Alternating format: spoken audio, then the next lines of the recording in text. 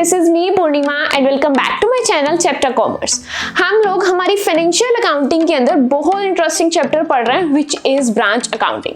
This is a part number 10। इसके 9 parts हम लोग अच्छे से कंप्लीट कर चुके हैं, जिसके अंदर हम लोगों ने डिपेंडेंट ब्रांच अकाउंटिंग को अच्छे से कंप्लीट किया, थ्योरेटिकली भी एज वेल एज न्यूमेरिकल्स भी उसके, यानी कि हमने प्रैक्टिकली भी उसको अच्छे से कंप्लीट कर लिया है। This is a part number 10। इसके अंदर हम लोग पढ़ने वाले हैं हमारी इंडिपेंडेंट ब्रांच अकाउंटिंग के न्यूमेरिकल्स, बिकॉज प्रीवियस पार्ट्स के अंदर हम लोग इंडिपेंडेंट ब्रांच अकाउंटिंग का थ्योरेटिकल पोर्शन अच्छे से कवर कर चुके हैं।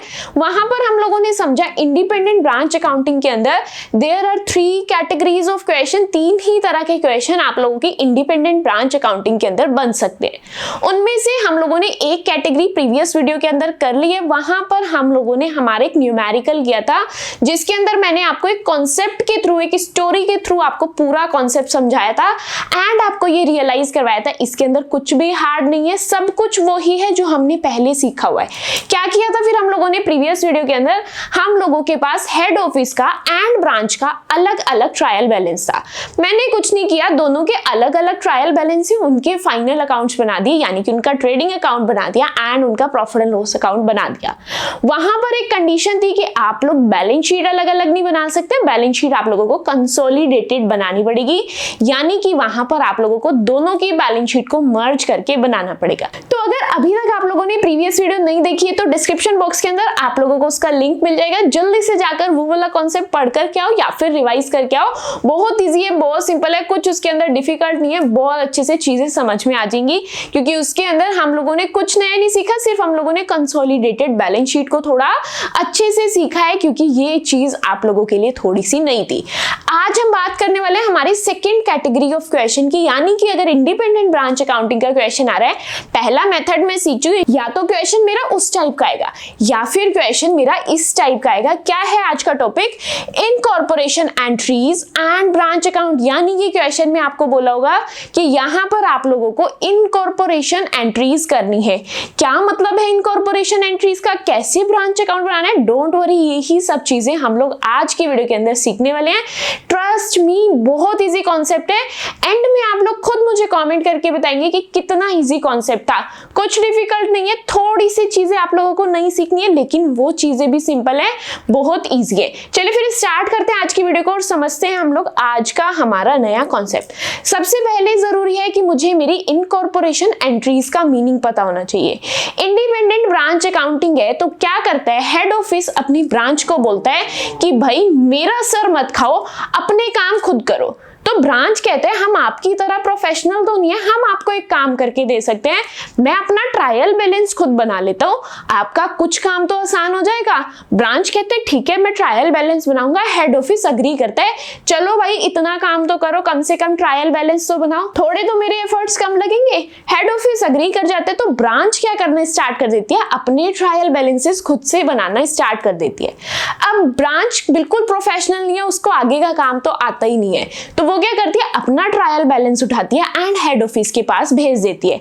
आगे का काम हेड ऑफिस जाने, ब्रांच का इतना काम था उसने कर दिया, वो हो गया फ्री। अब फिर हेड ऑफिस को क्या करना पड़ेगा, हेड ऑफिस जो ब्रांच ने ट्रायल बैलेंस बना करके भेजा है, उस ट्रायल बैलेंस से उसके फाइनल अकाउंट्स को बना करके देगा। यानी कि हेड ऑफिस उसके कच्चे कामों से पक्के कामों को कन्वर्ट कर देगा। उसने ट्रायल बैलेंस दिया, हेड ऑफिस कहते हैं शुक्र है तुमने इतना तो कर दिया, अब मुझे ज्यादा सिरदर्दी नहीं करनी, बस ये ट्रायल बैलेंस देखना है और तुझे तेरा फाइनल अकाउंट्स बना करके दे दूंगा, जहां पर तुझे पता चल जाएगा या फिर मुझे पता चल जाएगा कि भाई इस ब्रांच से कितना प्रॉफिट आ रहा है या ये ब्रांच मेरा नुकसान करवा रही है, यानी कि वहां पर लॉस हो रहा है। क्लियर है बात? तो यानी कि यहां पर क्या करना है, आपका जो हेड ऑफिस है ब्रांच के ट्रायल बैलेंस से फाइनल अकाउंट्स को प्रिपेयर करेगा। ठीक है, अब ये जो प्रोसेस है, ट्रायल बैलेंस हेड ऑफिस के पास गया, हेड ऑफिस उन चीजों को अपने फाइनल अकाउंट्स में लिख रहा है।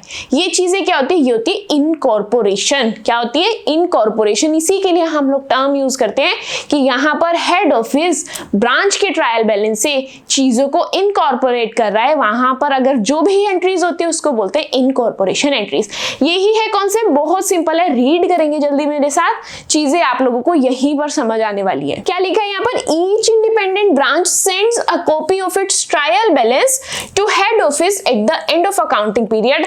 आप लोगों का अकाउंटिंग पीरियड एंड हो गया, ब्रांच ने अपना ट्रायल बैलेंस बना लिया एंड उसको आपके हेड ऑफिस के पास भेज दिया कि आगे का काम हेड ऑफिस जाने, मुझे जितना कहा था मैंने तो करके दे दिया।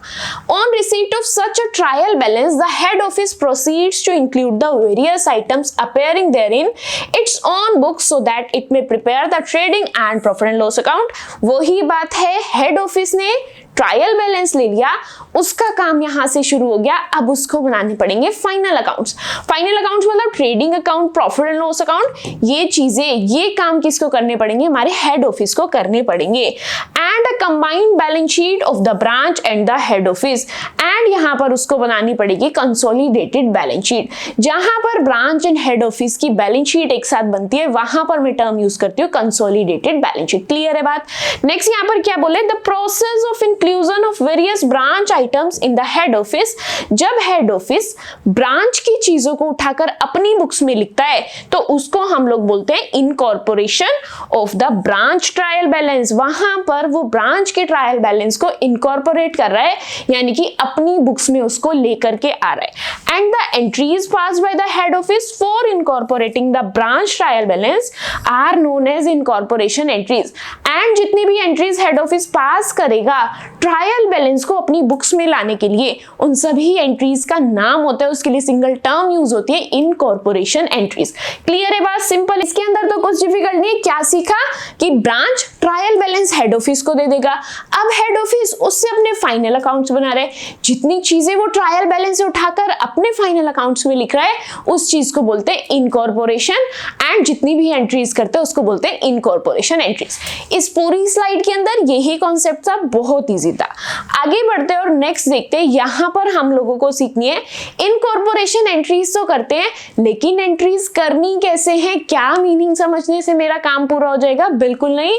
आप लोगों को अगर थ्योरेटिकल नॉलेज है तो उसके साथ साथ प्रैक्टिकल नॉलेज भी होना जरूरी है। आपको मीनिंग समझ आ गया, लेकिन आप लोग अकाउंटेंट है, आप लोग अकाउंटिंग कैसे करेंगे वो हम लोगों को यहाँ पर सीखना है। यानी कि यहाँ पर मैं सीखने वाली हूँ मेरी इनकॉर्पोरेशन जर्नल एंट्रीज, जो कि साल के एंड में आप लोग पास करते हैं। क्लियर है बात? अब यहाँ पर देखने के लिए आपको ये काफी सारी जर्नल एंट्रीज दिखेंगी, लेकिन आप लोग ध्यान देंगे मेरी बात पर, मेरे एक एक वर्ड पर आप लोग कंसंट्रेशन बनाकर रखेंगे। चीजें इतनी सिंपल लगेंगी कि आप बोलेंगे मैं कुछ भी भूल जाऊं, मैं ये कॉन्सेप्ट नहीं भूलूंगा, क्योंकि इससे इजी कॉन्सेप्ट पूरी ब्रांच अकाउंटिंग के अंदर आपको मिल ही नहीं सकता। क्या करना है, ध्यान से समझना। अब इसके अंदर फर्स्ट एंट्री है, आपको ट्रेडिंग अकाउंट बनाना आता है? बिल्कुल आता है। कितनी बार बना लिया? प्रॉफिट एंड लॉस अकाउंट बनाना आता है? बिल्कुल आता है। आपको 80% काम करना आ गया।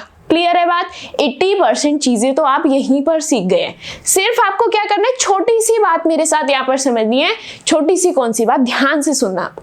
जितनी भी चीजें आपके ट्रेडिंग अकाउंट के डेबिट साइड में आएंगी उसके लिए मैं कर दूंगी ब्रांच ट्रेडिंग अकाउंट डेबिट। क्या बोला मैंने? जितनी भी चीजें मेरे ट्रेडिंग अकाउंट के डेबिट साइड में आएंगी उसके लिए तो मैं कर दूंगी branch trading account debit. Opposite side में कुछ नहीं बचा लिखने के लिए, उठाकर ब्रांच का नाम लिख दो। क्या लिख दो? ब्रांच का नाम लिख दो। अब मैंने डेबिट साइड वाली चीजों की तो बात कर ली, क्रेडिट साइड वाली चीजों को क्या करें? क्या उसे जाने दें? नहीं, किसी को नहीं छोड़ना। हेड ऑफिस बहुत कीनली ऑब्जर्व करता है ब्रांच की हर चीज को। अब क्रेडिट साइड वालों की बात करते हैं। अगर डेबिट वाली चीजें, अगर मेरा ट्रेडिंग अकाउंट डेबिट होता था तो मैंने ट्रेडिंग अकाउंट को डेबिट किया। क्लियर है बात? साथ में बस एक वर्ड ऐड करना है, ब्रांच। क्यों ऐड कर रहे हैं? क्योंकि हम लोग ब्रांच अकाउंटिंग पढ़ रहे हैं। अब अपोजिट में मेरे पास कुछ नहीं है तो मैंने वहां पर लिख दिया टू ब्रांच अकाउंट। क्लियर है बात? अब बात करते हैं क्रेडिट वाले की। ट्रेडिंग अकाउंट आपका क्या हो रहा है? क्रेडिट हो रहा है। यहां पर देखेंगे क्या आपका ट्रेडिंग अकाउंट क्रेडिट हुआ है? बिल्कुल, ट्रेडिंग अकाउंट क्रेडिट कर दिया, लेकिन साथ में वर्ड ऐड करना है ब्रांच, बिकॉज हम लोग यहाँ पर ब्रांच अकाउंटिंग पढ़ रहे हैं। क्लियर है बात? डेबिट में मेरे पास कुछ नहीं बचा, किसका यूज करूं? भाई जो चैप्टर मेरा है उसी का मैं यूज कर लूंगी।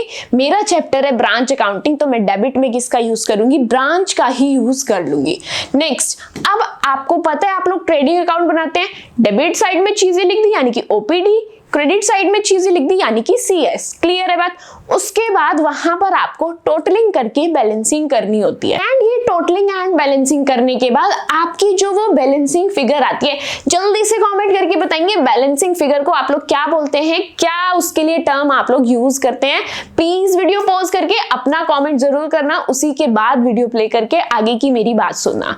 तो हम लोग जो मेरी बैलेंसिंग फिगर होती है उसके लिए टर्म यूज करते हैं ग्रॉस प्रॉफिट या फिर ग्रॉस लॉस।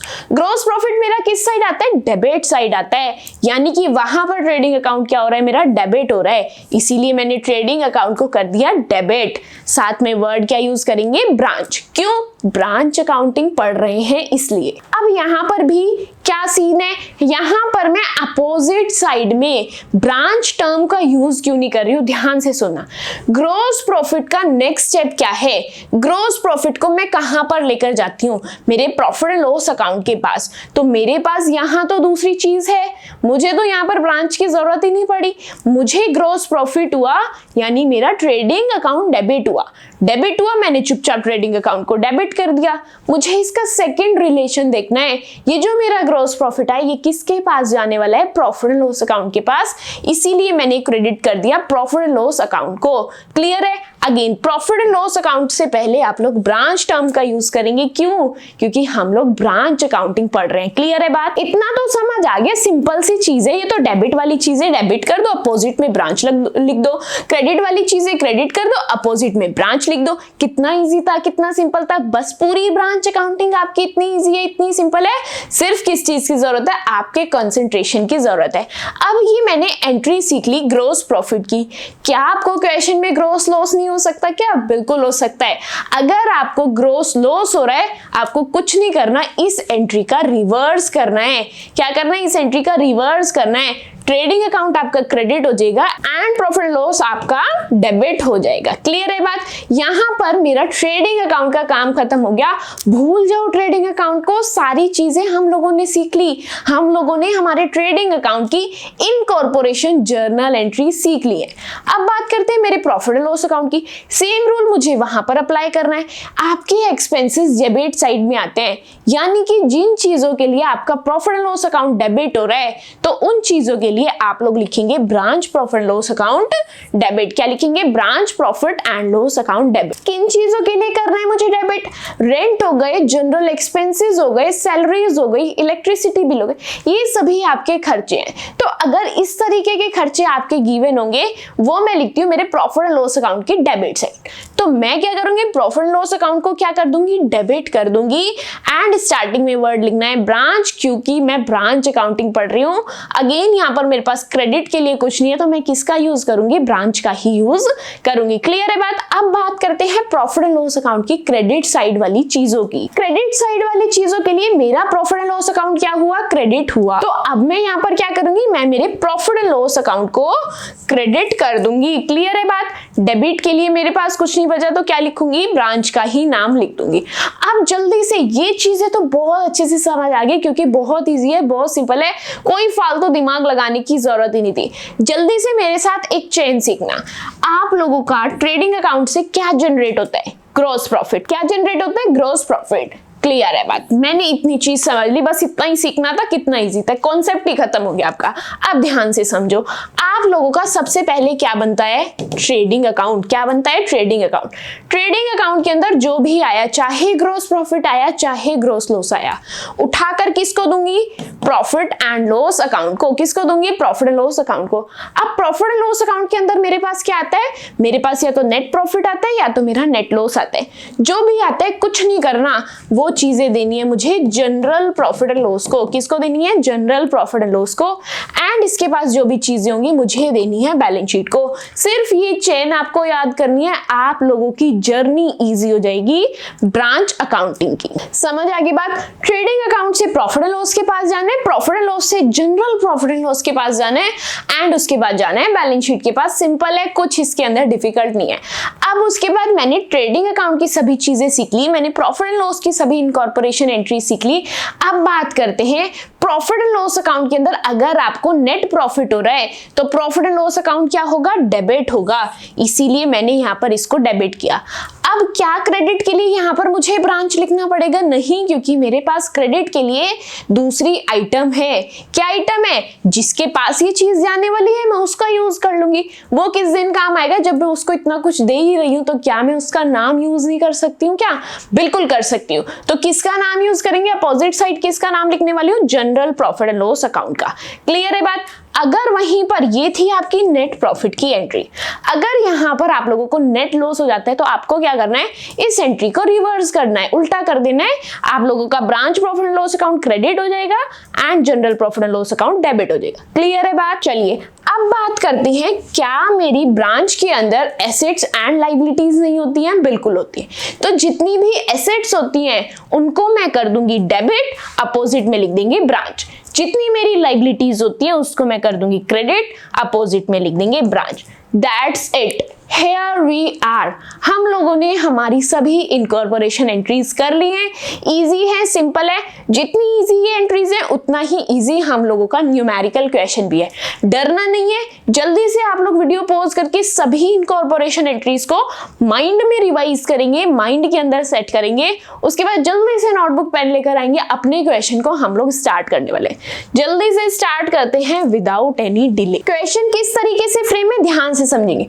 मुझे यहाँ पर कुछ चीजें गिवन है, यहाँ पर लिखे हैं ये डेबिट बैलेंसेस है एंड इधर लिखे हैं ये कुछ क्रेडिट बैलेंसेस है। समझ नहीं आ रही बात, मुझे क्या करना है? मुझे कुछ चीजें और पढ़नी पड़ेंगी। यहाँ पर बोला है क्लोजिंग स्टॉक है आप लोगों का, किसका? ब्रांच का।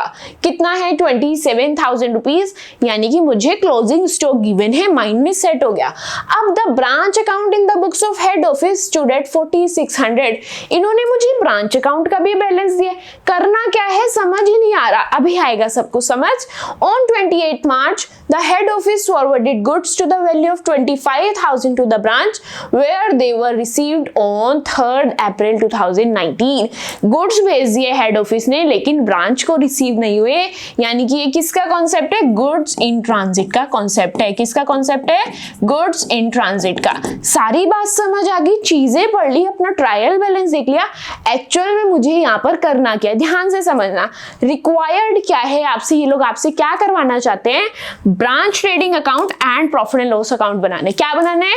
Branch trading and profit and loss account बनाना है। अब बाकी की चीजें बाद में पढ़ेंगे, क्योंकि ऐसा हो सकता है बाकी की चीजें पढ़ ले तो माइंड के अंदर कंफ्यूजन हो जाए।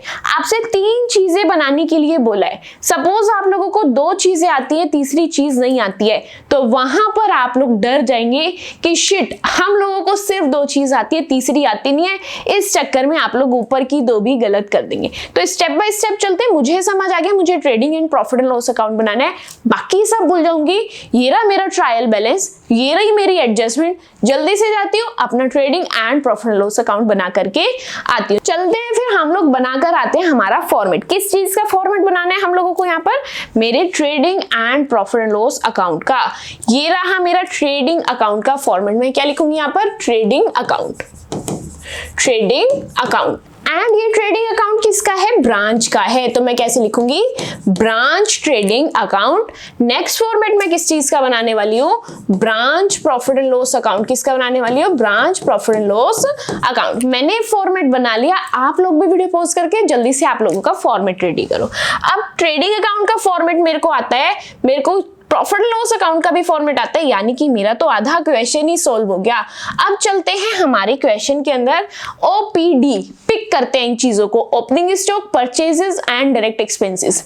कोई चीज मिस ना हो जाए तो लाइन वाइज पढ़ेंगे, चेक करेंगे ये मेरे ट्रेडिंग अकाउंट के अंदर आएगी या फिर प्रॉफिट एंड लॉस अकाउंट के अंदर आएगी। जिसके अंदर भी आएगी वहां पर जाकर चीजों को पोस्ट कर देंगे। सबसे पहले यहाँ पर हेड ऑफिस का बैलेंस दिया है, कोई काम नहीं है।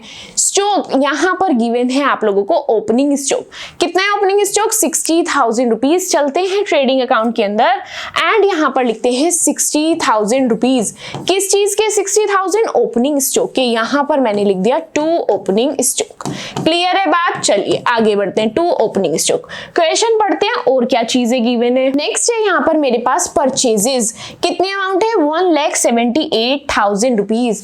यहाँ पर मैं लिख रही हूँ 1,78,000 रुपीज एंड लिखेंगे 2 परचेजेस। लिख दिया मैंने, आप लोग भी एक एक चीज मेरे साथ साथ नोट करना ताकि क्वेश्चंस की प्रैक्टिस मेरे साथ साथ होती रहे। चलिए नेक्स्ट देखते हैं क्वेश्चन के अंदर मुझे और क्या चीजें गिवन है। नेक्स्ट है यहाँ पर goods received from head office. अगर ब्रांच को हेड ऑफिस से गुड्स रिसीव हुए हैं तो क्या वो ब्रांच की परचेजेस कंसीडर होंगी? बिल्कुल। कितनी अमाउंट है? 90,000 रुपीज। यहां पर मैं लिखूंगी 90,000 रुपीज एंड किस तरीके से लिखेंगे? To goods received from head office. Clear है बात? हम लोग इतनी चीजें प्रीवियस वीडियोस के अंदर बहुत अच्छे से सीख चुके हैं, इसके अंदर टाइम लगने वाली बात बिल्कुल नहीं है। नेक्स्ट यहाँ पर मुझे क्या चीज गिवन है? सेल्स की अमाउंट क्या है? 3,80,000 रुपीज। मैं लिख रही हूं यहाँ पर 3,80,000 रुपीज एंड कैसे लिखेंगे? Bye sales. क्लियर है बात? नेक्स्ट चीज देखते हैं मुझे क्वेश्चन के अंदर और क्या गिवन है। Next one is goods supply to head office. अगर ब्रांच हेड ऑफिस को गुड्स सप्लाई कर रही है तो क्या वो ब्रांच की सेल्स होंगी? बिल्कुल। कितनी अमाउंट है? 60,000 रुपीज। मैंने यहां पर लिख दिया 60,000 रुपीज और किस तरीके से लिखेंगे? By goods supplied to head office. क्या लिखेंगे? By goods supplied to head office. Clear है बात? इजी है या नहीं? जल्दी से बताएंगे। नेक्स्ट और देखते हैं मुझे क्वेश्चन के अंदर क्या चीजें गिवन है। नेक्स्ट है मेरे पास सैलरीज एंड रेंट। ये सभी मेरे इनडायरेक्ट एक्सपेंसेस है, यानी कि मेरे प्रॉफिट एंड लॉस अकाउंट के अंदर आने वाले हैं। सैलरीज की अमाउंट है 15,000 एंड रेंट की अमाउंट है 9,600 रुपीज। चलते हैं प्रॉफिट एंड लॉस अकाउंट के अंदर 15,000 एंड 9,600 रुपीज। मैंने यहाँ पर लिख दिया 15,000 एंड लिख दिया 9,600 रुपीज। ये है मेरी सैलरीज की अमाउंट, 2 सैलरीज लिख देंगे एंड 9,600 है मेरी रेंट की अमाउंट। मैंने यहाँ पर लिख दिया 2 रेंट। क्लियर है बात? चलिए आगे बढ़ते हैं। नेक्स्ट यहाँ पर मुझे क्या गिवन है? डेटर्स, इसका बैलेंस शीट में काम होता है। क्रेडिटर्स, इसका भी बैलेंस शीट में काम होता है। ऑफिस एक्सपेंसेस, ये भी मेरे प्रॉफिट एंड लॉस अकाउंट के अंदर आते हैं। अमाउंट है 4,700 रुपीज। चलते हैं प्रॉफिट एंड लॉस अकाउंट के अंदर एंड यहाँ पर लिखेंगे 4,700 रुपीज। किस चीज के हैं? 2 ऑफिस एक्सपेंसेस। किस चीज के हैं? 2 ऑफिस एक्सपेंसेस। नेक्स्ट देखते हैं क्वेश्चन के अंदर और क्या चीजें गिवन है। नेक्स्ट आइटम इज, यहां पर आप लोगों को गिवन है कैश एंड बैंक बैलेंस। इसका भी बैलेंस शीट के अंदर काम होता है। नेक्स्ट है फर्नीचर का भी बैलेंस शीट के अंदर काम होता है। यानी कि मेरा trading and profit and loss account के अंदर मैं सभी चीजें पहुंचा चुकी हूँ। जल्दी से एक बार मेरी एडजस्टमेंट देख लेती हूँ, क्या मुझे यहां से कोई चीज चाहिए या फिर नहीं। सबसे पहले मेरा क्लोजिंग स्टॉक तो मुझे ट्रेडिंग अकाउंट के अंदर चाहिए होता है। अमाउंट क्या है? 27,000 रुपीज। तो मैं जाऊंगी मेरे ट्रेडिंग अकाउंट के अंदर, यहां पर लिखेंगे 27,000 रुपीज एंड किस चीज के 27,000 रुपीज? क्लोजिंग स्टॉक के। तो यहां पर लिख देंगे बाय क्लोजिंग स्टॉक। उसके बाद और क्या एडजस्टमेंट है, जल्दी से रीड करते हैं। नेक्स्ट एडजस्टमेंट के अंदर हेड ऑफिस का बैलेंस है, ये गुड्स इन ट्रांजिट है, इसके अलावा कोई चीज गिवन नहीं है एंड ये दोनों चीजें ना मेरे ट्रेडिंग अकाउंट के अंदर आती है ना प्रॉफिट एंड लॉस अकाउंट के अंदर आती है। यानी कि trading and profit and loss account का काम मेरा यहीं पर खत्म हो गया है। जल्दी से दोनों अकाउंट की टोटलिंग करो, बैलेंसिंग करो, उसके बाद मुझे बताओ ग्रॉस प्रॉफिट कितना आ रहा है एंड नेट प्रॉफिट कितना आ रहा है। यहाँ पर टोटल है 467,000। सेम टोटल हम लोग इधर लिखने वाले हैं 467,000। बैलेंसिंग फिगर निकालेंगे एंड बताएंगे बैलेंसिंग फिगर क्या आ रही है। यहां पर लिखेंगे 2 profit and loss account and bracket के अंदर लिख देंगे हम लोग ग्रॉस प्रॉफिट। जल्दी से अमाउंट कैलकुलेट करेंगे एंड अपनी अमाउंट को यहां पर फिल करेंगे। My amount is 139,000। Trading account मेरा इसी के साथ कंप्लीट हो चुका है। ट्रेडिंग अकाउंट के अंदर मुझे और कुछ भी नहीं करना। नेक्स्ट मुझे क्या करना है, इस बैलेंस को मेरे प्रॉफिट एंड लॉस अकाउंट के अंदर ले जाना है एंड अपनी वैल्यू को वहां पर फिल करना है। Profit and loss, gross profit मेरा ट्रेडिंग अकाउंट की डेबिट साइड लिखा है। ट्रांसफर करेंगे तो कैसे करेंगे? क्रॉस ट्रांसफर करेंगे, क्रॉस एंट्री करेंगे। तो यहां पर मैं लिखने वाली हूं 139,000। 139,000 किस चीज के हैं? ये ग्रॉस प्रॉफिट के हैं, या फिर आप लिख सकते हैं बाय ट्रेडिंग अकाउंट ब्रैकेट में लिख देंगे ग्रॉस प्रॉफिट। जल्दी से टोटलिंग करो एंड अपनी बैलेंसिंग फिगर यानी कि नेट प्रॉफिट को कैलकुलेट करेंगे एंड यहां पर मेरा टोटल आएगा 139,000। सेम टोटल हम लोग इस साइड लिखने वाले हैं 139,000। जल्दी से अपनी बैलेंसिंग फिगर को कैलकुलेट करते हैं एंड यहां पर लिखेंगे, मैंने आपको अभी चेंज समझाई थी ट्रेडिंग अकाउंट से profit and loss account, profit and loss account से general profit and loss account and general profit and loss account से बैलेंस शीट। तो ये चीज यानी कि प्रॉफिट एंड लॉस अकाउंट से कहां जाने वाले हैं, general profit and loss account के पास। तो मैं यहां पर क्या लिखूंगी, to general profit and loss account. Clear है बात। एंड ब्रैकेट के अंदर लिखेंगे नेट प्रॉफिट, यानी कि जो भी मेरी बैलेंसिंग फिगर आएगी वो आएगी नेट प्रॉफिट की। And my amount is 109700। Here we are, हम लोगों ने हमारा ट्रेडिंग अकाउंट बना लिया, हमारा प्रॉफिट एंड लॉस अकाउंट बना लिया। इसके अंदर कुछ भी डिफिकल्ट नहीं था, जो कॉन्सेप्ट मेरा पहले से चलता रहा फाइनल अकाउंट्स वाला वही कॉन्सेप्ट मैंने यहाँ पर यूज किया, अपनी चीजों को उनकी जगह पर पहुंचाया एंड अपने gross profit and net profit को निकाल लिया। यानी कि क्वेश्चन के अंदर मुझसे जो चीजें मांगी थी उसमें से मैंने उनकी एक रिक्वायरमेंट तो पूरी कर दी। एंड कितनी इजी थी, कितनी सिंपल थी, बहुत इजी थी। नेक्स्ट मैंने फर्स्ट चीज यहाँ पर कंप्लीट कर ली, विच इज यहाँ पर आप लोगों को आपके ब्रांच के trading and profit and loss account बनाना था, वो मेरा हो चुका है कंप्लीट। ये मैं कर चुकी हूँ कंप्लीट। नेक्स्ट क्या है, यहाँ पर आप लोगों को जर्नल एंट्रीज करनी है to incorporate the about trial balance. आप लोगों को इनकॉर्पोरेटिंग जर्नल एंट्रीज करनी है। क्या करनी है, इनकॉर्पोरेटिंग जर्नल एंट्रीज। स्टार्ट करते हैं, फिर बहुत ईजी है, हम लोगों ने अभी अभी सीखी है। अब इन जर्नल एंट्रीज का फॉर्मेट कैसे होने वाला है, फॉर्मेट बिल्कुल सेम होगा जिस तरीके से आपकी पहले जर्नल एंट्री का फॉर्मेट होता था, वही फॉर्मेट हम लोग यहाँ पर करने वाले हैं। ये रहा मेरा फॉर्मेट, ध्यान से स्क्रीन पर देखना। फॉर्मेट हम लोगों का सेम है, date, particulars, LF, debit, credit. किस तरीके से लिखेंगे, यहाँ पर हम लिखेंगे इनकॉर्पोरेटिंग जर्नल एंट्रीज। किस तरीके से लिखेंगे, इनकॉर्पोरेटिंग जर्नल एंट्रीज। एंड ये एंट्रीज हम लोग किसकी बुक के अंदर करते हैं, हम लोग करते हैं हेड ऑफिस की बुक के अंदर, इसीलिए ऊपर लिखा जाता है in the book of head office. Clear है इतनी सी बात। अब कुछ नहीं करना, जो जर्नल एंट्रीज हम लोगों ने सीखी थी उसी चीज को हम लोगों को यहां पर करना है। कैसे स्टार्ट करना है, ट्रेडिंग अकाउंट के अंदर जितनी भी चीजें डेबिट साइड आती थी उसको मैं लिखने वाली हूँ यहाँ पर। मैं अपनी एंट्रीज फ्रेम करती हूँ, फिर अमाउंट को फिल करते जाएंगे। ब्रांच ट्रेडिंग अकाउंट लिखेंगे, ये बात तो समझ आ गई, लेकिन अब एक बात को यहाँ पर ध्यान से समझना। कौन सी बात ध्यान से समझनी है अभी बताती हूँ। अब मुझे चीजों को कैसे करना है, जितनी भी ब्रांच की डेबिट साइड में यानी कि ब्रांच ट्रेडिंग अकाउंट के डेबिट साइड में जितनी भी चीजें हैं उसके लिए मैं इनकॉर्पोरेटिंग जर्नल एंट्रीज क्या करूंगी, ध्यान से समझना। यहाँ पर ये रहा मेरा जर्नल एंट्री का फॉर्मेट।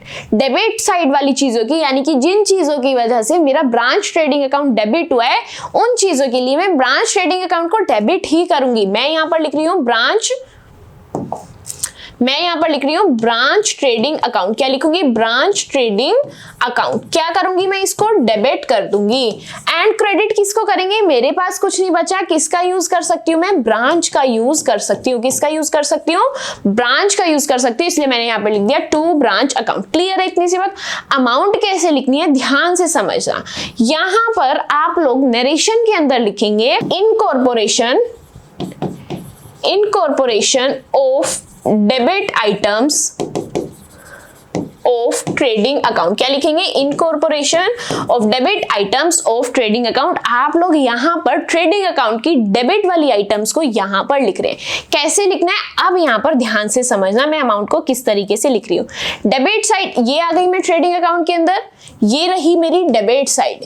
इसके बाद जो जो अमाउंट है ऐड कर देंगे, अपने ग्रॉस प्रॉफिट को छोड़ देंगे। ये तो मैंने कैलकुलेट किया है, ये कोई चीज नहीं है, ये तो मैंने बैलेंसिंग फिगर निकाली है, इसको छोड़ देंगे। बाकी की डेबिट साइड वाली चीजों को कैलकुलेट करेंगे। डेबिट साइड मतलब 60,000 प्लस 1,78,000 प्लस 90,000। क्या अमाउंट आ रही है, कैलकुलेट करो, कैलकुलेटर उठाओ जल्दी से, कैलकुलेट करो और बताओ मुझे ये तीनों अमाउंट को अगर मैं प्लस कर रही हूँ तो मेरी अमाउंट क्या आ रही है। मेरी अमाउंट आएगी 3,28,000 रुपीज। क्या अमाउंट आएगी, 3,28,000 रुपीज। बस वही अमाउंट को मुझे यहाँ पर लिखना है, 3,28,000 रुपीज एंड 3,28,000 रुपीज। क्या इसके अंदर कुछ डिफिकल्ट था, बिल्कुल नहीं, बहुत इजी था। चलिए यहाँ पर मैंने मेरी ब्रांच की ट्रेडिंग अकाउंट की डेबिट साइड वाली चीजों के लिए तो काम कर लिया, क्रेडिट साइड वाली चीजों के लिए काम करना स्टार्ट करते हैं। अब क्रेडिट साइड में मतलब मेरा ट्रेडिंग अकाउंट क्रेडिट हो रहा है, तो यहाँ पर भी मैं क्या करूंगी, ट्रेडिंग अकाउंट को क्रेडिट कर दूंगी। यहाँ पर लिखेंगे ब्रांच ट्रेडिंग अकाउंट क्रेडिट। क्या लिखेंगे, branch trading account credit. Debit में मेरे पास कुछ नहीं है तो मैं क्या किसको डेबिट कर दूंगी, ब्रांच अकाउंट को डेबिट कर देंगे। किसको कर देंगे, ब्रांच अकाउंट को डेबिट कर देंगे। क्लियर है बात या नहीं? बहुत ईजी है, कुछ इसके अंदर डिफिकल्ट नहीं है। एंड ये सब चीजें मैं कब करती हूँ? ईयर एंड में, यानी कि 31 मार्च या फिर आपका जो भी ईयर है 31 दिसंबर, जहां पर भी ये आपको बुक क्लोज करने के लिए कह रहा है वो डेट आप लोग यानी कि उस ईयर के एंड की डेट को आप लोग वहां पर लिख देंगे। अब बारी है यहाँ पर अमाउंट को कैलकुलेट करने की। उससे पहले यहाँ पर नरेशन को लिख लेते हैं। कैसे लिखनी है नरेशन? बिल्कुल ऊपर जैसे सेम होगी, सिर्फ डेबिट आइटम्स की जगह यहाँ पर लिखेंगे क्रेडिट आइटम्स। क्लियर है बात या नहीं? बहुत ईजी है। अब बारी है यहाँ पर अमाउंट लिखने की। अमाउंट को कैसे लिखना है ध्यान से समझना। क्रेडिट साइड में आपकी क्या क्या अमाउंट है? सेल्स की है 3,80,000, नेक्स्ट 60,000, नेक्स्ट 27,000। तीनों ही अमाउंट को ऐड करो और बताओ आपका टोटल क्या रहा है। मेरा टोटल है 467,000। उस अमाउंट को मैं यहाँ पर लिख दूंगी 467,000, 467,000। क्लियर है बात? यहाँ पर मैं ये इरेज करके आप लोगों को ग्रॉस प्रॉफिट की एंट्री भी करवाने वाली हूँ। यहाँ पर ये एंट्री आप लोगों की कंप्लीट होगी है। कौन सी एंट्री बचती है? ग्रॉस प्रॉफिट की। चलते हैं मेरे ट्रेडिंग अकाउंट के अंदर। ग्रॉस प्रॉफिट की वजह से ट्रेडिंग अकाउंट डेबिट हुआ है। क्या हुआ है? ट्रेडिंग अकाउंट डेबिट हुआ है। तो मैं क्या करूंगी? यहां पर लिखूंगी ब्रांच ट्रेडिंग अकाउंट डेबिट। क्या लिखूंगी? Branch trading account debit. Clear है इतनी सी बात? Branch trading account debit. Credit किसको करूंगी? इसने किसकी हेल्प ली? यहां पर मुझे चेक करके बताएंगे। ब्रांच ट्रेडिंग अकाउंट अगर डेबिट हुआ तो इसने किसकी हेल्प ली? प्रॉफिट एंड लॉस अकाउंट की। तो मैं क्या लिखने वाली हूँ क्रेडिट साइड में? Branch profit and loss account. क्या लिखेंगे यहाँ पर? Branch profit and loss account. यहां पर मैंने लिख दिया branch profit and loss account. Amount क्या लिखनी है? आप लोगों को पता ही है, आपके अकाउंट के अंदर है अमाउंट। तो अमाउंट कितनी है? 139,000। कितनी अमाउंट है? 139,000। उसी अमाउंट को मैंने यहां पर लिख दिया 139,000, 139,000। क्लियर है बात या फिर नहीं? बहुत ईजी है। जल्दी से कॉमेंट करके बताएंगे कि क्या ट्रेडिंग अकाउंट के अंदर जितनी भी इनकॉर्पोरेटिंग एंट्रीज मैंने की है, क्या इसमें से एक भी एंट्री आप लोगों को डिफिकल्ट लग रही है या फिर नहीं? अब चलते हैं मेरे प्रॉफिट एंड लॉस अकाउंट के अंदर। मुझे करनी है प्रॉफिट एंड लॉस अकाउंट की डेबिट साइड वाली चीजों की एंट्री। इसको आप लोग छोड़ देंगे क्योंकि ये मुझे क्वेश्चन में गिवन नहीं था, ये मैंने खुद से कैलकुलेट करा है। इनकॉर्पोरेटिंग एंट्रीज किस चीज की करनी है मुझे? स्टार्टिंग में जो चीजें मुझे क्वेश्चन में गिवन थी इसकी एंट्री तो मैं अलग से करूंगी क्योंकि इसको मैंने अलग से कैलकुलेट किया है। तो डेबिट साइड में क्या क्या चीजें हैं? 15,000 प्लस 9,600 प्लस 4,700। इन तीनों अमाउंट्स को प्लस करेंगे। इन तीनों की वजह से ब्रांच प्रॉफिट एंड लॉस क्या हुआ? डेबिट हुआ। तो अभी भी मैं क्या करूंगी? यहां पर लिखूंगी branch profit and loss account debit. क्या लिखूंगी? Branch profit and loss account debit. Credit में मेरे पास कुछ नहीं बचा तो मैं क्या लिखूंगी?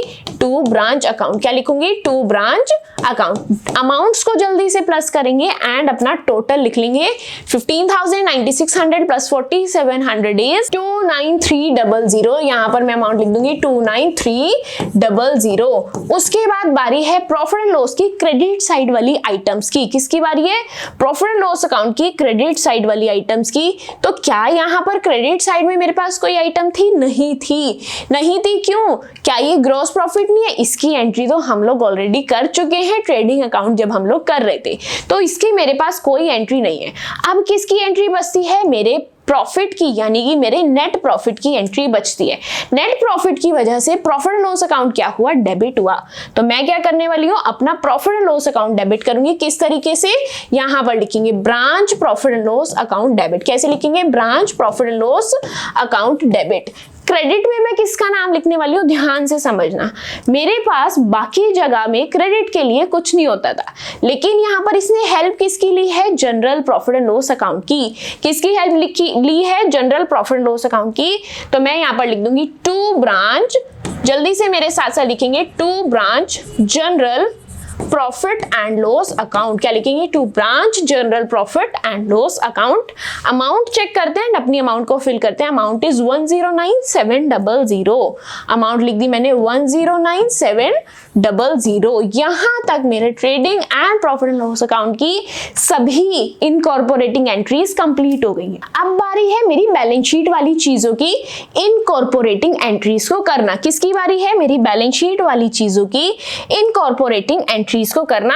यानी कि यहां से अपनी सभी एसेट्स उठाओ, डेबिट कर दो, अपोजिट साइड ब्रांच लिख दो। कैसे करना है ध्यान से समझना। मुंबई हेड ऑफिस ये बैलेंस शीट में आएगा नहीं, ओपनिंग स्टॉक बैलेंस शीट में आता है नहीं, परचेजेस आती है बैलेंस शीट में नहीं, उसके बाद goods receive from head office balance sheet के अंदर आता है नहीं, सेल्स आती है बैलेंस शीट के अंदर नहीं, goods supply to head office ये आता है बैलेंस शीट के अंदर नहीं, सैलरीज रेंट दोनों में से कोई चीज नहीं आती है, ये आता है मेरा डेटर्स। डेटर्स मेरी एसेट है तो यानी कि मैं इसको करने वाली हूँ डेबिट। कैसे लिखेंगे? Branch debtors account. कैसे लिखेंगे? Branch debtors account debit. Amount check करके आते हैं, इसकी अमाउंट मुझे क्या गिवन है? Amount is 37,000 rupees. अमाउंट क्या लिखने वाले हैं? 37,000 रुपीज को मैंने यहाँ पर लिख दिया। अगेन क्वेश्चन के अंदर चलते हैं और देखते हैं और क्या एसेट गिवन है। उसके बाद बचते हैं मेरे क्रेडिटर्स, इसको हम लोग मार्क करके लिख लेते हैं क्योंकि ये मुझे लायबिलिटी साइड में लिखना है। ऑफिस एक्सपेंस नहीं आता। Cash and bank balance, cash and bank balance मेरी एसेट के अंदर आता है तो मैं क्या करूंगी? कैश एंड बैंक बैलेंस को डेबिट कर दूंगी। अमाउंट है 17800, मैं यहाँ लिखूंगी 17800। और क्या लिखेंगे? Branch cash and bank balance. Clear है बात? नेक्स्ट आगे बढ़ते हैं और देखते हैं क्वेश्चन के अंदर क्या एसेट मेरे को गिवन है। नेक्स्ट है मेरे पास फर्नीचर। फर्नीचर मेरी एसेट है, जल्दी से जाकर डेबिट करते हैं। अमाउंट है 14,000 रुपीज।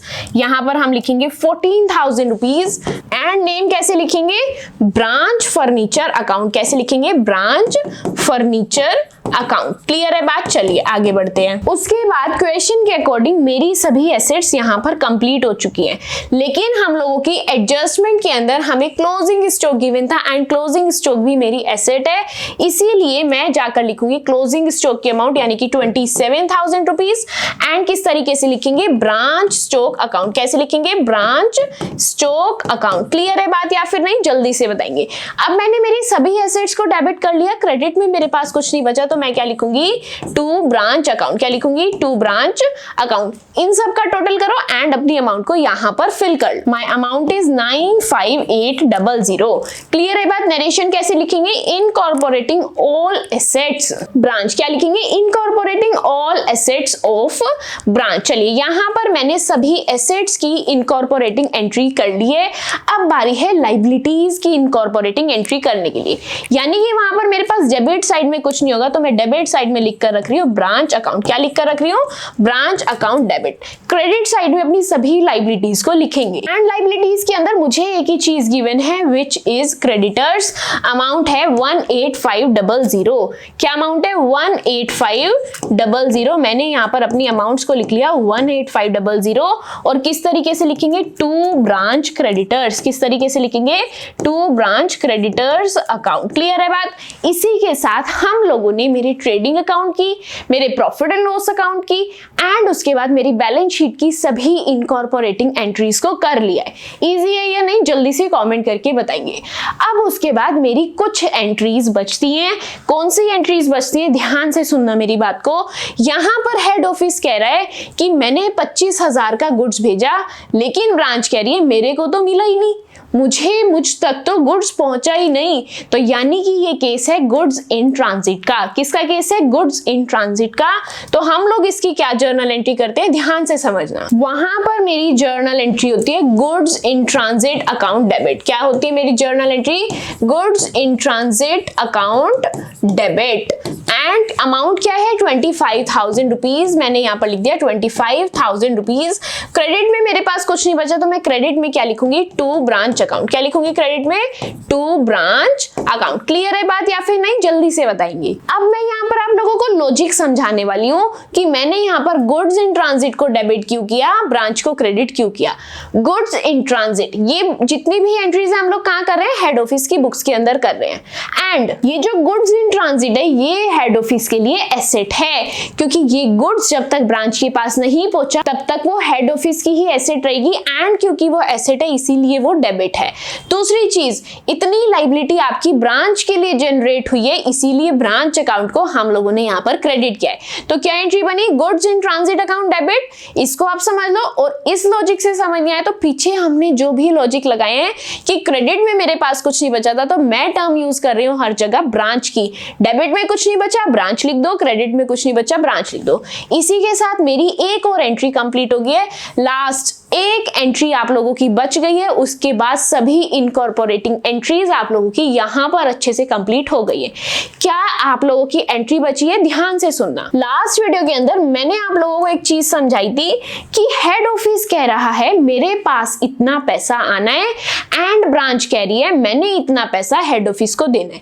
मैंने आपको कहा मैंने आपको 10,000 रुपए देने हैं, आपने कहा कि आपने मुझसे 10,000 लेने हैं। क्या हमारी अमाउंट सेम होनी चाहिए या नहीं? हम दोनों की अमाउंट सेम होनी चाहिए, तभी एक्यूरेसी वहां पर दिखेगी, तभी वहां पर यकीन होगा कि हाँ ये बात ठीक है, 10,000 मैंने देने हैं, 10,000 आपने लेने हैं। क्लियर है बात? अगर मैं कहूं आप तो कह रहे हैं आपने मुझसे 10,000 लेने हैं और मैं कह रही हूं नहीं भाई मैंने तो आपको 8,000 देने हैं, यहां पर मेरी अमाउंट टैली नहीं हो रही है, तो वहां पर कुछ ना कुछ गड़बड़ है। एंड ब्रांच अकाउंटिंग के अंदर ये जो डिफरेंस आता है इस अमाउंट को हम लोग बोलते हैं कैश इन ट्रांजिट। क्या बोलते हैं इस अमाउंट को? Cash in transit. तो हेड ऑफिस एंड ब्रांच के बैलेंसेस को जब मैं मैच करूंगी उसमें जो भी डिफरेंस होगा वो होगा मेरा कैश इन ट्रांजिट। क्लियर है बात? यानी कि कैश इन ट्रांजिट हमेशा मेरा डेबिट होता है। अब उसके बाद अगर हेड ऑफिस के पास आना है यानी कि उसकी इनकम है तो वो होना चाहिए क्रेडिट, एंड ब्रांच के पास से जाना है तो यानी कि वो होना चाहिए डेबिट। अब क्लियर है बात? हेड ऑफिस एंड ब्रांच के बैलेंसेस अपोजिट होने चाहिए, एक का डेबिट है तो दूसरे का क्रेडिट होगा, उसका डेबिट है तो इसका क्रेडिट होगा। क्लियर है बात? अब इस क्वेश्चन में ध्यान से समझना, मुंबई हेड ऑफिस का डेबिट बैलेंस है 32,400। अगर मैं कहती कि 10,000 आप कह रहे हैं मुझसे लेने हैं लेकिन मैं कह रही हूं 8,000 देने हैं, तो मैं क्या कहती कि कितने की गड़बड़ है? 2,000 की। कैसे पता लगाया? 10,000 में से 8,000 को माइनस कर दिया, 2,000 मेरी अमाउंट आती थी। अब यहां पर समझना हेड ऑफिस की अमाउंट है 32,400 एंड वो अमाउंट भी डेबिट की है। ध्यान रखना इस बात को, हेड ऑफिस की अमाउंट डेबिट की है। अब उसके बाद यहां पर समझेंगे, यहां पर एडजस्टमेंट के अंदर मुझे ब्रांच का बैलेंस दिया है। किसका बैलेंस दिया है? ब्रांच का बैलेंस दिया है एंड वो भी डेबिट है। गड़बड़ देखो कितनी बड़ी है, दोनों का ही डेबिट बैलेंस है, लेकिन हमारे कॉन्सेप्ट के अकॉर्डिंग क्या करना होता था, एक का डेबिट बैलेंस होना चाहिए, एक का क्रेडिट बैलेंस होना चाहिए। इजी बन जाता है कॉन्सेप्ट, दोनों को आपस में माइनस करो, अमाउंट आ गई, उस अमाउंट को कैश इन ट्रांजिट में लिख दो। लेकिन क्योंकि यहां पर दोनों का डेबिट बैलेंस है तो मैं माइनस नहीं करूंगी।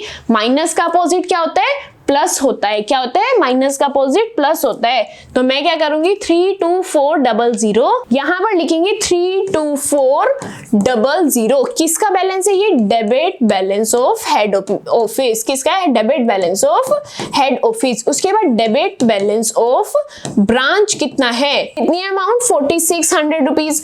अगर एक का डेबिट बैलेंस होता था एक का क्रेडिट तो मैं करती थी माइनस, लेकिन यहां पर दोनों का ही डेबिट बैलेंस है तो मुझे करना पड़ेगा ऐड। क्या करना पड़ेगा?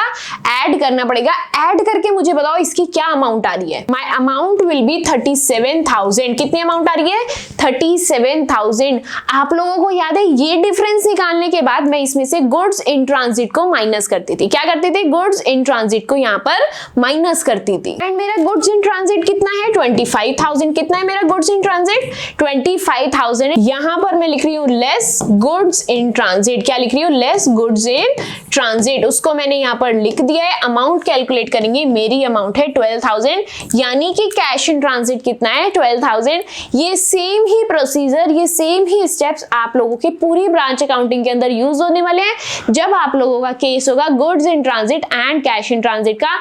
ये दो नई ट्रांजेक्शन थी जो आपको ध्यान से समझनी थी। क्या था? सबसे पहले था गुड्स इन ट्रांजिट। तो goods in transit head office की एसेट है, इसीलिए उसने डेबिट किया, क्रेडिट में कुछ नहीं बचा तो उसने ब्रांच लिख दिया। उसके बाद कैश इन ट्रांजिट की बात हुई, वहां पर हेड ऑफिस एंड ब्रांच दोनों का डेबिट बैलेंस है, एक का डेबिट एक का क्रेडिट होता था तो मैं माइनस करके अमाउंट निकाल लेती थी। लेकिन यहाँ पर गड़बड़ क्या हुई, दोनों का डेबिट बैलेंस है तो मैंने दोनों के ही बैलेंसेस को ऐड कर दिया एंड मेरी अमाउंट आई 37,000 रुपीज। एंड उसके बाद मेरा एक स्टेप होता है, जो भी मेरी अमाउंट आती है, चाहे ऐड करके मैं अमाउंट ला रही हूँ चाहे लेस करके, जो भी मेरी अमाउंट होती है उसमें से गुड्स इन ट्रांजिट को माइनस करेंगे, जिसको मैंने यहाँ पर कर लिया। जो मेरी फाइनल अमाउंट बची वो होती है मेरी कैश इन ट्रांजिट की। किसकी अमाउंट होती है? कैश इन ट्रांजिट की। तो यहाँ पर मैं लिखने वाली हूँ 12,000 रुपीज एंड किस नाम से लिखेंगे? कैश इन ट्रांजिट के नाम से लिख देंगे। मैंने लिख दिया यहाँ पर cash in transit and credit side में कुछ नहीं बचा तो क्या लिखेंगे हम लोग? ब्रांच। क्या लिखेंगे? To branch account. क्लियर है या नहीं? इसी के साथ आप लोगों की सभी इनकॉर्पोरेटिंग एंट्रीज कंप्लीट हो गई है। इस क्वेश्चन के अंदर आप लोगों से तीन चीजों की डिमांड की गई थी। एक, आप लोगों को trading and profit and loss account बनाना था। दूसरी, आप लोगों को इनकॉर्पोरेटिंग जर्नल एंट्रीज करनी थी। तीसरी चीज देख कर आते हैं क्वेश्चन ने आप लोगों से क्या डिमांड की है। यहां पर आप लोगों को बनाना है कोलकाता ब्रांच अकाउंट, यानी कि आप लोगों को ब्रांच अकाउंट बनाना है। अब हम लोगों को पहले नेम दिखा नहीं तो हम लोग हर जगह ब्रांच अकाउंट लिखते हुए आ रहे हैं, लेकिन क्योंकि अब मुझे नेम पता चल गया है, आप लोग क्वेश्चन ध्यान से रीड करना है। एग्जाम के अंदर जहां पर भी जैसे हम लोगों ने लिखा branch trading account, branch profit and loss account, वहां पर हम कैसे लिखेंगे? Kolkata branch trading account, Kolkata branch profit and loss account, Kolkata branch, यानी कि ब्रांच से पहले उसका नाम जरूर लिखेंगे। क्लियर है बात? अभी तक हम लोगों ने नहीं रीड किया था तो हम लोगों ने सभी चीजें ब्रांच करके कर दी, लेकिन आप लोगों को नेम पता चल गया है तो आप लोग वहां पर ब्रांच से पहले उसका नाम जरूर लगाएंगे। क्लियर है बात? अब मेरा क्या काम बचता है? आखिरी काम बचता है मुझे ब्रांच अकाउंट बनाने। फॉर्मेट मेरा सेम है, यहां पर मैंने लिख दिया ब्रांच अकाउंट। क्या लिख दिया? Branch account. ये मेरी डेबिट साइड है एंड ये मेरी क्रेडिट साइड है। किस तरीके से बनाने? ध्यान से सुनना। आपके पास ब्रांच का बैलेंस होना चाहिए। क्या होना चाहिए? ब्रांच का बैलेंस होना चाहिए। एंड अभी हम लोगों ने एडजस्टमेंट में पढ़ा था ब्रांच का डेबिट बैलेंस था, ब्रांच का डेबिट बैलेंस था। कितना था? ध्यान से समझना कैसे लिखेंगे। टू बैलेंस बीडी, अमाउंट थी 4600। अब चलो मेरे साथ क्वेश्चन के अंदर और समझो मैं ये चीज को कहां से उठा करके लाई हूं। ये रहा मेरा क्वेश्चन एंड आप लोगों का ये रहा ब्रांच का बैलेंस। क्या है? The branch account in the books of head office stood at 4600। आप लोगों का ब्रांच की अमाउंट क्या थी? 4600 रुपीज। क्लियर है बात? अब इसके बाद ब्रांच अकाउंट बनाना बहुत ईजी है, बच्चों वाला खेल है। आप लोगों ने जर्नल अकाउंट्स वाला चैप्टर किया है, लेजर पोस्टिंग वाला किया है, बस आपको जर्नल से लेजर में पोस्टिंग करनी है। सभी जर्नल एंट्रीज मैंने की है, उनसे उठाकर अपने लेजर में पोस्टिंग करनी है। ध्यान से समझना कैसे करना है। जहां पर भी वर्ड ब्रांच आ रहा है, सपोज हम लोगों की फर्स्ट एंट्री थी ये वाली, कौन सी फर्स्ट एंट्री थी? Branch trading account debit to branch account. अब आप लोगों को देखना है कि ब्रांच अकाउंट कहां पर आ रहा है, ठीक है? यानी कि हर एंट्री के अंदर आप लोगों को ब्रांच अकाउंट टर्म ढूंढनी है। ब्रांच ट्रेडिंग अकाउंट नहीं, सिर्फ जहां पर हम लोगों ने खाली ब्रांच अकाउंट लिखा है, क्योंकि मैं अकाउंट कौन सा बना रही हूँ? खाली ब्रांच अकाउंट बना रही हूँ, तो ये लिखा मेरा ब्रांच। जिस एंट्री के अंदर ब्रांच दिख रहा है वो एंट्री की पोस्टिंग कर दो। ब्रांच अकाउंट यहाँ पर क्रेडिट हुआ है। क्या हुआ है? ब्रांच अकाउंट क्रेडिट हुआ है। मैं चलती हूँ मेरे ब्रांच अकाउंट की क्रेडिट साइड में। कहां जा रही हूँ? ब्रांच अकाउंट की क्रेडिट साइड में। मैं यहाँ पर लिखूंगी बाय ब्रांच ट्रेडिंग अकाउंट। कैसे लिखूंगी? By branch trading account. Amount क्या थी? मेरे साथ चलो क्वेश्चन के अंदर, यानी कि अपनी जर्नल एंट्री के अंदर। एंड अमाउंट देखो 328000। मैंने यहां पर लिख दी 328000। दोबारा ध्यान से समझो कैसे किया मैंने अपना लेजर अकाउंट बनाना है, उससे पहले मुझे मेरी जर्नल एंट्रीज खोलनी ही पड़ेंगी, क्योंकि जर्नल से ही मेरी लेजर बनते हैं। मैंने मेरी जर्नल एंट्री खोल ली। पोस्टिंग ध्यान से समझना कैसे करनी है, बहुत इजी है, बहुत सिंपल है। देखो ये था मेरा जर्नल एंट्री का फॉर्मेट। यहां पर मुझे सिर्फ ब्रांच वर्ड को ढूंढना है। मैंने मेरी फर्स्ट एंट्री देखी, मुझे मेरा ब्रांच वर्ड मिल गया। अब देखना ये डेबिट हुआ या क्रेडिट। ये हुआ है यहां पर क्रेडिट। मैं मेरे ब्रांच की अकाउंट के अंदर गई, क्रेडिट था तो मैं क्रेडिट साइड पर ही चली गई एंड अपनी अमाउंट को फिल कराई 3,28,000। लेकिन मैंने सोचा मैं ब्रांच अकाउंट के अंदर ब्रांच का ही नाम कैसे लिखूं? मैं उसका नाम तो लिख नहीं सकती। हेल्प किसकी लूंगी? डेबिट वाले की। तो डेबिट का नाम क्या है? Branch trading account. इसीलिए मैंने मेरे अकाउंट के अंदर क्या लिखा है? ब्रांच ट्रेडिंग अकाउंट, लेकिन क्रेडिट ही किया है एंड अमाउंट वो ही यूज की है। क्लियर है बात? दोबारा अगेन दूसरी एंट्री समझेंगे, हो सकता है चीजें और क्लियर हो जाए। क्या सेकेंड एंट्री के अंदर ब्रांच वर्ड यूज हुआ है? बिल्कुल। यहां पर ब्रांच अकाउंट क्या हुआ है? डेबिट हुआ है। क्या हुआ है यहाँ पर? ब्रांच अकाउंट डेबिट हुआ है। तो मैं आ गई मेरे ब्रांच अकाउंट के डेबिट साइड में। कहां आ गई? ब्रांच अकाउंट के डेबिट साइड में। अमाउंट है 467000। क्या अमाउंट है? 467000। एंड किस लिए डेबिट हुआ था वो? अपोजिट वाले की हेल्प लेंगे। अपोजिट वाला कौन है? Branch trading account. कौन है अपोजिट वाला? Branch trading account. क्लियर है या नहीं? जल्दी से बताएंगे।